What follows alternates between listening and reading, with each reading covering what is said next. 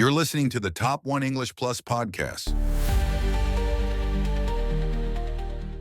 Welcome to Top One English Plus, the podcast where we explore global trends to elevate your English fluency. I'm your host, and today we're taking an advanced look at how artificial intelligence is reshaping global shopping habits. And honestly, I have to admit, I'm a little bit intimidated by today's topic. We're taking a very advanced, very forward-looking dive into how artificial intelligence is reshaping the most fundamental human activity: trading, buying, and consuming. It is a pleasure to be here. And frankly, you shouldn't be intimidated, but you should be prepared to have your perception of normal challenged a bit. We are sitting here in February 2026, and if you look around at the retail landscape, the mall of today, whether that is a digital marketplace or a brick and mortar building, is almost unrecognizable from where we were just 3 or 4 years ago. It really is. It's moving so fast. It's an absolutely fascinating time to be a consumer, and an even more fascinating time to analyze the language and the logic behind how we buy things. Exactly. And before we get lost in the digital matrix, let's do a quick level set for our listeners regarding our mission here at Top One English Plus. We aren't just giving you the news. We're designed specifically for advanced learners who want to push their proficiency to the C1 or C2 level. Which is so important for these kinds of topics. It is. We want to help you master sophisticated vocabulary, grasp cultural nuances, and really understand the why behind the what. We analyze real-world shifts and milestones so you can discuss them with confidence in any business or social setting. Right. It's about being able to join the conversation. Precisely. Today, we are diving deep into a topic that touches everyone: shopping. But not just buying things. We're talking about agentic commerce. Agentic commerce. That is a phrase that is going to come up a lot today. It sounds a bit technical, perhaps a bit sci-fi, but it is actually quite grounded in our new reality. It really is. And we are going to unpack that term fully. We're also going to look at why Gen Z and the rising Gen Alpha are starting to trust algorithms more than they trust human influencers. Which, honestly, is a twist I did not see coming a few years ago. Oh, it's a huge twist. I thought the whole point of social media was the human connection, but apparently the robots are winning the trust war. It is a massive shift in trust dynamics, and, it speaks volumes about how sophisticated the average consumer has become. And we are also going to explore something called the feel economy. The feel economy, yes. It sounds contradictory, doesn't it? Economics, which is usually about cold, hard numbers, profit, loss, margins, and then feelings. But AI is getting very, very good at understanding our need for comfort. And we aren't just staying in the English-speaking world. This is a global deep dive. We'll look at trends from the US, the UK, China, India, and Korea. Because if you want to understand the future of retail, you have to look at the whole map. You absolutely cannot just look at Silicon Valley or New York anymore. That model is outdated. Completely. The innovation coming out of markets like India and China is actively shaping what we see in the West now. It is a fully interconnected ecosystem. The flow of ideas is no longer just west to east. It is multi-directional. So let's dive right in. Segment 1, the rise of agentic commerce. I was thinking about how I used to shop online back in, say, 2022 or 2023. It was a lot of typing. A lot of work. So much work. Searching best running shoes, opening 5 tabs, reading reviews, comparing prices, looking for a promo code. It was active. It was it was a chore. It was work. It was manual labor. It was what we call search-based commerce. You were the hunter. You had to go out into the digital forest, hunt down the information, gather the price points, and drag it all back to your caves to make a decision. That is a perfect metaphor. I was hunting in the digital forest, and sometimes coming back empty-handed, or worse, with the wrong thing. Exactly. Right? But what we are seeing in 2026 is a fundamental transition from searching to solving. We're not looking for links anymore. We're looking for answers. From searching to solving. I like that. But let's be specific here. When we say agentic commerce, what is the mechanism? Is it just a smarter search bar? Is it just a better Google? No, it is a fundamental architectural shift. It's a different way of thinking about the problem. In the old model, the search engine was a map. It showed you where the destinations were, but you had to drive the car. Right. You had to pick the route, deal with the traffic. In agentic commerce, the AI is the chauffeur. The AI isn't just a tool you use to find a link. The AI is the agent. It implies agency, the ability to take action. It acts on your behalf. It is the first stop in the shopping journey, and it actively guides decisions. The first stop. That's a key change, not the last stop. The very first. I was reading the New Modes 2025 report by Commerce and Future Commerce, and they put it very bluntly. They said, and I'm quoting here, Agentic Commerce is no longer a concept on the horizon. It's here. It's here. That's a strong statement. So practically speaking, what does that look like for the listener? How is this different from just asking a smart speaker to play music or tell me the weather? It's about the complexity of the request and the number of steps the AI handles for you. Think about the old search engine days. You typed keywords, dinner recipes, gluten-free. And you'd get a list of blogs, a million links. A million links, and you had to click them one by one. Right. And half the time, the blog has a 3-page story about the author's grandmother and her farm in Tuscany before you even get to the ingredients list. I always hated that friction. Precisely. That is friction. It is wasted time and cognitive load. Now, we have answer engines. You don't ask for a link, you ask for a solution. You say to your AI agent, whether that's a specialized retail bot or a general platform like ChatGPT, you say, plan a dinner menu for 6 people. 2 have gluten allergies, 1 is vegan, we want a Mediterranean theme, put the ingredients in my cart. And it just does it. All of that. It generates the menu, ensuring the vegan and gluten-free constraints are met simultaneously, which is actually a difficult logic puzzle for a human to do quickly. It cross-references those recipes against ingredient lists. Then, and this is the crucial part, it finds the products in stock at your local grocer and populates the cart. Wow. You didn't search for 6 different items. You asked for a dinner party. The AI bridged the gap between your intent and the transaction. That is incredible. It's like having a personal assistant who's also a nutritionist and a logistics manager. But wait, I have to play devil's advocate here. Please do. If the AI is choosing the pasta brand, how does the pasta brand survive? I mean, I used to pick Barilla or DiCecco because I recognized the blue box on the shelf. If the robot is picking, does the blue box matter anymore? That is the multi-billion-dollar question, and it is keeping marketing executives awake at night. We used to talk about SEO, search engine optimization. Of course, getting to the top of the Google results. Exactly. Try and get your website to the top of Google so the human eye would see it. Now brands have to think about generative engine optimization, or GEO. GEO, so optimizing for the AI, not the human click. Precisely, because the human might never see the website. If the AI is curating the cart, the brand needs to convince the AI that its product is the best fit.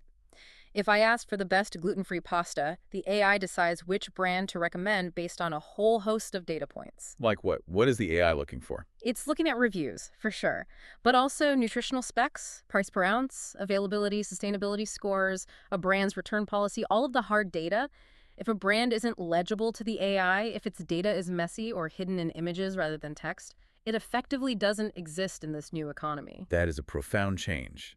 It means the flashy part of marketing, the celebrity endorsement, the cool colors, matters less than the data part of marketing, the boring stuff. In the initial selection phase, yes. The product must have data integrity. It's a shift from brand persuasion to product relevance. You persuade the AI with facts, not feelings. I see. It makes me think about this other term I saw in the research, the zero-click lifestyle. This came out of the Korean trend reports, right? Trend Korea 2026. Yes. Trend Korea 2026 highlights this zero-click consumption. It sounds almost lazy, doesn't it? Like we can't even be bothered to click a mouse button anymore. Well, we all want to be a little lazy sometimes. But surely it's more than just laziness. It can't be just that. It is. It's about efficiency and mental bandwidth. It's about conserving your energy for things that matter. The concept is that AI predicts your needs before you even actively search for them. It's the auto-replenishment concept taken to the next level. So not just a simple subscription. Exactly. We aren't just talking about a subscription where you get coffee every month on the 1st. We are talking about predictive analysis based on usage patterns, connected devices, your calendar, even the weather. So it knows I'm running low on laundry detergent before I know I'm running low. Correct. Your smart washing machine might tell your home AI that you've done 30 loads this month. The AI knows you usually run out of detergent every 45 days. It also sees you have a calendar event for a week-long beach vacation coming up, so it suggests you might be low on sunscreen. Also, your detergent is low. Shall I add both to the delivery? So the click of searching is removed. You just approve the suggestion. The thinking is done for you. Correct. It reduces decision fatigue. We make thousands of decisions a day: what to wear, what to eat, what to watch, how to respond to that email. Agentic Commerce says, let me handle the boring stuff, the toilet paper, the dish soap, the basic groceries, so you can focus your mental energy on what really matters. That's a really positive way to frame it. It's not about losing control. It's about reclaiming your time and your focus. It absolutely is. If I don't have to spend 20 minutes figuring out which batteries to buy for my remote, that's 20 minutes I can spend reading a book or talking to my family. Exactly. And that is the mission of this deep dive today. We want to highlight how these technologies empower us. It's easy to get scared of AI taking over, but in retail, it's mostly taking over the chores. It's the ultimate convenience. I love that. Taking over the chores. Okay, so we have these agents doing the heavy lifting. But who is really driving this adoption? Because I have to admit, as much as I like the idea of an agent, I still like to go to a store and touch things. I might be a bit old school. And that's still valid, for sure, but there is a generation that is fully native to this. The ones who grew up with it. Oh, absolutely. And that brings us to our second segment, the new power players. We are talking about Gen Z and Gen Alpha. Gen Alpha, these are the kids of the millennials, right? Born after 2010. Yes. By 2026, the oldest Gen Alpha kids are teenagers. Some are 16 years old. They are starting to spend money. And Gen Z is fully in the workforce. These two cohorts are what we call AI native shoppers. AI native, not just digitally native. A key distinction. They didn't just grow up with the internet. They grew up with algorithms curating their feeds on TikTok and Instagram from the moment they got a phone. A personalized, predictive feed is their baseline reality. So for them, an AI suggestion isn't creepy, it's normal. It's the baseline expectation. If you're not personalizing, you're irrelevant. It's expected. It's a sign of good service. There was a fascinating survey from Commerce and Future Commerce. It found that 1 in 3 Gen Z shoppers and 1 in 4 millennials now turn to AI platforms for shopping advice over other channels. Over other channels? You mean even over Google? Yes, and even over social media in some contexts. The Boston consulting group BCG had a report noting that younger high spenders are twice as likely to use AI as a trusted companion to visualize outfits and compare prices. They call it the co-shopper. The co-shopper, like a shopping buddy, but digital. Exactly. A best friend who has perfect memory and has read every review ever written. Imagine you are shopping for a jacket. You used to send a picture to your friend and ask, does this look good? I still do that. And you still do that, of course, because you want social validation from your peers. But now you also upload it to an AI and ask, is this price competitive? What shoes go with this? What's the resale value? Is the material sustainable? So the friend is for the emotional check. The AI is for the rational check. The AI is the rational, data-driven friend who has memorized the entire internet. That is a powerful friend to have. But here is where it gets really interesting for me. The report mentioned a shift in trust. For a long time, we heard that influencers are king. If a famous YouTuber or TikToker recommended a face cream, it sold out. But you're saying that's changing. It is shifting significantly, and this is a nuanced point, so it's important to get it right. Influencers are still huge for discovery, for seeing something cool for the first time. But for validation and trust, the younger generations are pivoting to AI. Why is that? You'd think a human face, someone you feel like you know, is more trustworthy than a cold robot. It seems counterintuitive. You would think so. But consider the last 10 years of influencer marketing. People are savvy. They have grown up in a world saturated with ads. They know that when an influencer holds up a product, they are often being paid to do so. Right. Hashtag ad. Hashtag sponsored. We've all been trained to see the commercial nature of it. It's not an authentic recommendation. It's a performance. Exactly. Gen Z and Gen Alpha see right through that. They perceive AI as having impartiality. An AI doesn't have a sponsorship deal. It doesn't need to pay rent. If you ask an AI, compare these 3 cameras, it gives you a breakdown based on specs, performance in low light, battery life, and thousands of user reviews. It feels like data-driven transparency. That's the perfect phrase for it. It's the difference between a salesperson telling you a car is great and reading the Consumer Reports safety rating. The AI is the safety rating. It doesn't care about the brand's feelings. That makes so much sense. And vocabulary-wise, that word impartiality is key here. The perception that the machine has no bias, no agenda, other than giving the correct answer. Precisely. Now, we know algorithms can have biases based on their training data. That's a whole other conversation. But in the context of commercial intent, is this shampoo better than that one? The AI is seen as a neutral arbiter compared to a paid human. So the influencers are for the vibe, for the aesthetic, but the AI is for the truth. In a way, yes. And speaking of vibes and visual things, we have to talk about how they search. It's not just text anymore, it's visual. Yes, I saw this in the notes. Visual search. It's like something out of a sci-fi movie. But it's here, and it's completely normal for them. Gen Z and Alpha don't describe a jacket. They don't type brown leather bomber jacket vintage style. That's inefficient. Too many words. Too many words and too much room for error. They see a jacket on the street or in a video, they screenshot it, and they upload it. The AI finds that exact item or the closest matches across dozens of retailers in seconds. It's the see it, want it, get it loop. It removes the language barrier, essentially. You don't need to know the name of the collar style or the specific brand. You just need a picture of it. It is instant. And this connects to the concept of phygital tools. That is P-H-Y-G-I-T-A-L, physical plus digital. I love that word. It's so fun to say. Phygital. It sounds like a medical condition, but it's actually a business strategy. It is a great buzzword, and it refers to bridging the gap between the physical store and the digital world on your phone. Give me an example. How does that work in practice? Okay, so you are in a physical store, you see a pair of sneakers, you point your phone at them. The AI instantly overlays reviews, price comparisons at other stores, and maybe a video of someone skating in them. Right on the screen, like augmented reality. Exactly. You are standing in the physical world, but accessing the digital layer of information instantly. Or you're in a dressing room trying on a shirt, and an AR mirror shows you what that same shirt would look like in 5 other colors without you having to change. That is the ultimate smart shopper experience. You get the tactile experience of holding the shoe, smelling the leather, checking the weight, but the data richness of the internet. And that is why these generations are power players. They demand that richness. They won't settle for a store clerk saying, I think it's good. They want the data. They want to see the proof. So we have Agentic Commerce helping us plan, and we have the co-shopper helping us choose with data. But there is another side to this, isn't there? Shopping isn't just about data and logic. Not at all. It's emotional. I buy things because they make me feel good or safe or happy.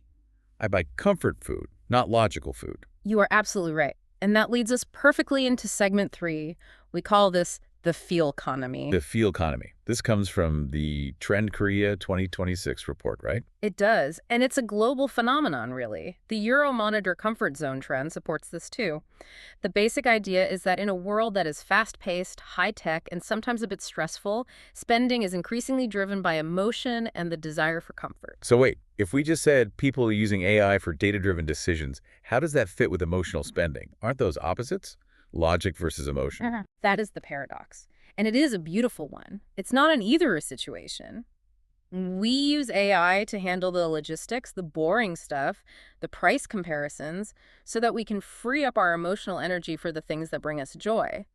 But also, and this is the key, the AI itself is getting better at understanding those emotions. How so? Can an AI really understand that I need comfort? That seems like a very human thing. It can understand the signals of that need. Let's talk about hyper-personalization. In the past, personalization meant you bought a toaster, here's an ad for another toaster. Which was always so annoying. I only need one toaster. I'm not collecting them. I just bought one. Exactly.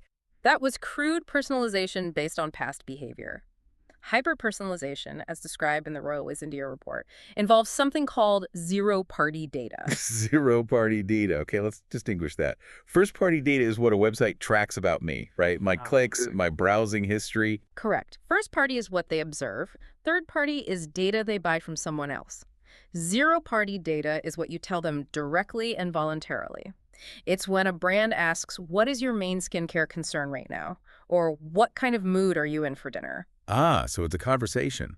The consensual sharing of preferences. It's not spying on me, it's asking me. It is. It's a dialogue. If you tell an AI, I'm feeling stressed and my skin is dry, the AI doesn't just show you a list of moisturizers, it builds a regimen. A little regimen. A whole experience. It says, okay, you're stressed. Here is a calming lavender face mask, a rich moisturizer with hyaluronic acid for that dryness, and by the way, here's a playlist of ambient music to listen to while you apply it. It curates an experience of well-being. Wow, so it's acting like a spa concierge. It's addressing the emotional state, the stress, not just the product need, the dry skin. Precisely. It creates a unique store for every individual. If you visit a tech site and you are a gadget geek, you see specs and comparison charts.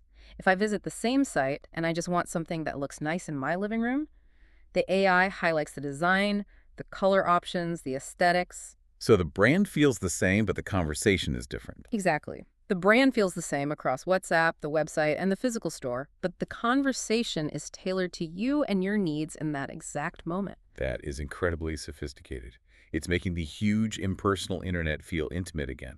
It sounds almost like the old days of the village shopkeeper who knew everyone's name and preferences, but scaled up to millions of people. That is the goal. Intimacy at scale. And this extends into our physical homes, too. We talked about Agentic Commerce, but look at smart home integration.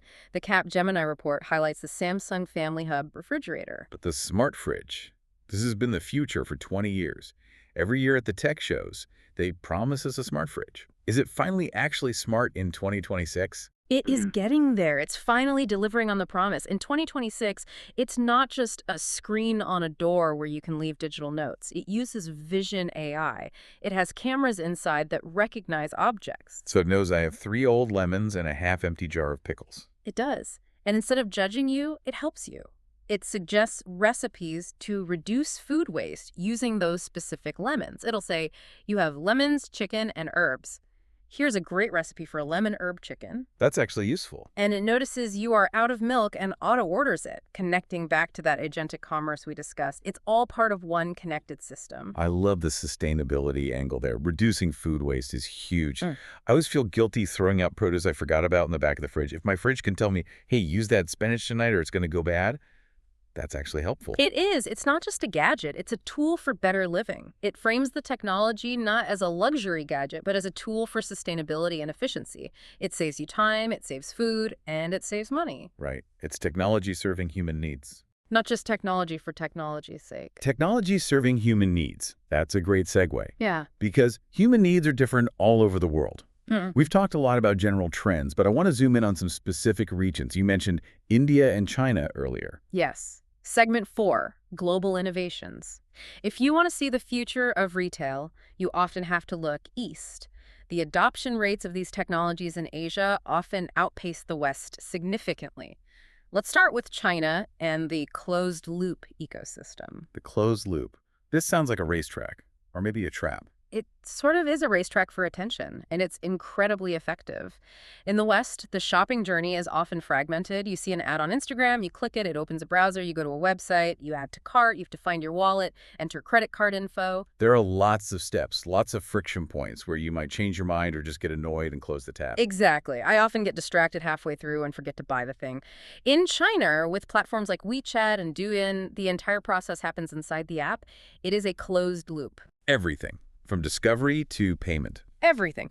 You are watching a funny video or a live stream. That's the shoppertainment aspect. The content is the store. You see a product, you click, you buy, you pay with the integrated wallet. You never leave the video feed. Wow. The entertainment flow is uninterrupted. It's a completely seamless experience. That sounds dangerous for my bank account, but incredibly convenient. It's like a seamless integration of life and commerce. There's no separation. It is frictionless. And the delivery norms are different, too. In many Chinese cities, 30-minute delivery is the standard for many goods. Not next day, not 2-hour, 30 minutes. 30 minutes. It takes me 30 minutes just to decide what I want for lunch. It is immediate gratification. And that drives a different kind of consumption. It's fluid. It's integrated into lifestyle and entertainment. It's not going shopping as an event. It's just living. And shopping happens along the way. That is a profound mindset shift. Now, let's talk about India. You mentioned vernacular AI.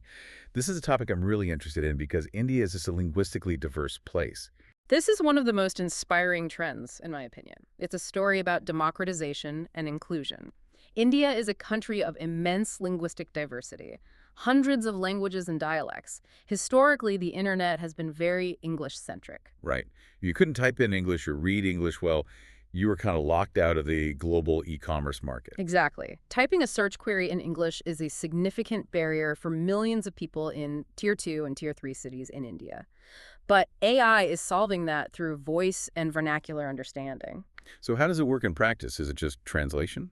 It's much more than translation. New AI models are being deployed that understand local dialects, Hindi, Tamil, Bengali, Marathi, and many others. And they don't just understand formal textbook speech. They understand colloquial speech, slang, regional accents, even code switching, where people mix English words into a local language sentence. So you can just talk to your phone like you're talking to a shopkeeper in the local market. Exactly that. A user in a small town can say to their phone in their local dialect, "Show me a good, sturdy pair of sandals for the rainy season, under 500 rupees." And the AI understands the intent, the budget, and the local context of rainy season, finds the product, and reads back the details in that same dialect. That is massive. It opens up the digital economy to people who were previously locked out. It's not just about selling them things, it's about giving them access to information and choice. It is empowering. It bridges the literacy gap. It's AI personalization at scale, as the Royal Ways report calls it. It's helping brands reach diverse populations effectively.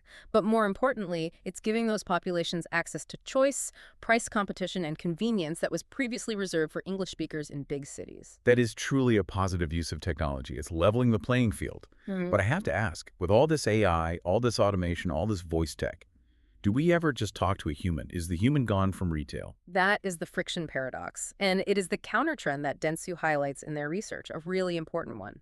The friction paradox. Okay, explain that. Yes, the paradox is we want seamless, instant AI convenience for the small stuff, the low-stakes purchases. But because we have so much digital interaction, we are starting to value human connection more for the big stuff. Scarcity creates value. If everything is automated, a genuine human conversation becomes a luxury product. Exactly. Dentsu calls it human in the loop. The finding is that humans make the final decision. AI provides the options. And for high-stakes purchases, a car, a house, a wedding ring, or even a specialized medical product, we don't want a chatbot. We want an expert. We want empathy. We want empathy. We crave the hyper-real and the handmade. We want high-touch empathy to balance the high-tech efficiency. So use the AI to buy the detergent, but talk to a human when buying a gift for your spouse. Precisely. Brands have to master both. They have to balance high-tech efficiency with high-touch empathy. If you try to automate everything, you lose the soul of the brand. The feel economy we discussed earlier relies on emotion, and humans are still the best at conveying genuine empathy. That is reassuring. The robots aren't replacing us. They are just clearing the decks so we can have better, more meaningful interactions when it really matters. That is the optimistic view, and I think it is the accurate one for 2026. This has been such a whirlwind tour of the future, or, well, the present. We've covered agentic commerce, the co-shopper, the feel economy, and these amazing global innovations. It is a lot to take in. It's a total reimagining of the commercial landscape. It is. And since this is Top 1 English Plus, we need to make sure our listeners are equipped to talk about this. Let's move to segment 5, Vocabulary Spotlight. We've thrown around some big words today. Let's pause and unpack them so you can use them in your next meeting or conversation. Let's do it. Precision with language is just as important as understanding the trend itself. Okay, term number 1, Agentic Commerce. We started the show with this one. What's the core of it? Right. Agentic commerce. The core idea is that it's commerce where AI agents, which are just autonomous software programs, act on behalf of the consumer. They don't just search, they find, evaluate, and can even execute the buying of products. So how would I use that in a sentence? You might say, we are moving from simple e-commerce to an era of agentic commerce, where our devices shop for us. The key word here is agentic, coming from agency. It implies the software has the power to act independently. Perfect. Term number 2, phygital. I promise we'd come back to this. It's such a great word. It is, isn't it? Phygital. It's a portmanteau, a blend of physical and digital. It just describes the blending of physical experiences, like walking in a store, with digital experiences, like using an app on your phone. And a real-world example would be? Using an augmented reality mirror in a clothing store to change the color of a dress is a perfect example of a phygital experience. It's about blurring the lines. It's not one or the other. It's both happening simultaneously in the same space. I'm definitely using that one. Term number 3, frictionless. This one seems a bit more intuitive. It does. Frictionless. In business, friction is anything that slows a customer down waiting in line, filling out a long form, creating an account, struggling to find a button. Anything that makes you want to give up. Exactly. So frictionless means a process that is smooth, easy, and free of obstacles. For instance, brands are using AI to create a frictionless checkout process where you simply walk out with your items. Think of physics. Friction slows movement. In business, friction kills sales. Got it. Term number 4, hyper-personalization. Hyper-personalization. This goes way beyond just using your name in an email. It is the use of real-time data and AI to provide content, products, and services that are extremely relevant to a specific user's context, their mood, their history, everything. So it's about the now. It's about the now. For example, instead of generic ads, the app uses hyper-personalization to show me boots in my exact size and preferred style right when the weather forecast says it will snow.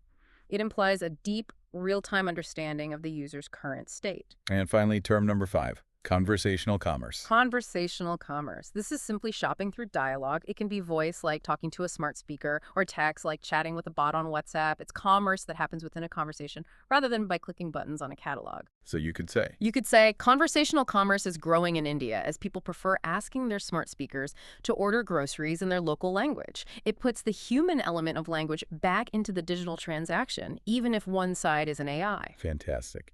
Agentic commerce, phygital, frictionless, hyper-personalization, conversational commerce. Master those 5 terms, and you will sound like a retail expert in 2026. Absolutely. They are the building blocks of the current market discussion. So as we wrap up today's deep dive, I want to bring it back to the listener. We've talked about a lot of tech, algorithms, agents, data loops. It can feel overwhelming, like the machines are taking over. It can. But remember the core message here. The positive spin isn't just spin, it is the reality of how this tech is best used. AI isn't replacing the joy of shopping. No, it's replacing the chores, the inventory checks, the price comparisons, the is this in stock phone calls, the reading of the fine print. Exactly. It removes the boring parts so you can focus on the fun parts. Discovery, style, finding that perfect gift for a friend, cooking a meal without worrying if you have the right ingredients. It's about empowerment, really. It empowers you to be a smarter shopper, a more sustainable shopper by reducing waste, and a more efficient shopper. It gives you your time back. And in a busy world, time is the ultimate luxury. It truly is. So here is my call to action for you, our listeners.